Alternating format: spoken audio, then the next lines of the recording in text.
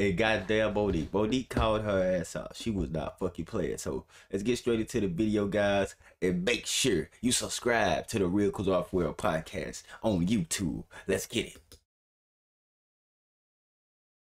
I remember our beautiful sister Tiffany Haddish did an interview with GQ magazine, and this, in my humble opinion, is where we keep throwing each other under the bus. You're doing an interview with GQ magazine, and I'm assuming the journalist was a white person, and the conversation turned to Monique.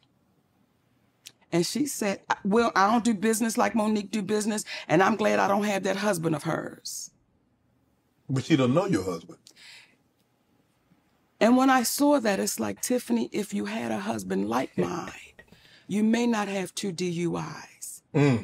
If you had a husband like mine, you may not be caught up in what looks like you could have been grooming a child. And I say all of that with no judgment. But when you speak about having a husband like mine, you open up the door.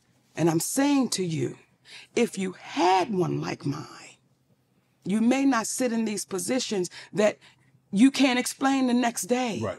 Or it's a hard way to go. So once again... Well, she doesn't even have a husband, let alone like yours. Well, damn it now. You said it. I sipped on that, Shannon. That was a sip. That required a sip. I remember our... Hey, man, so she is absolutely right. I don't see how Tiffany Haddish can actually sit up there and talk about somebody. And you sat up there and did that goddamn skit where it looked like you was grooming a little boy. You know what I'm saying? And Aries Spears over here grinning and doing all this weird ass shit. You know what I'm saying? I know understand it's a skit, bro. But that ain't no goddamn comedy right there. But I ain't even nothing to laugh at. It's kids out here that's probably got to go through that type of shit every day. Nobody, they're just not saying anything or too scared to say anything.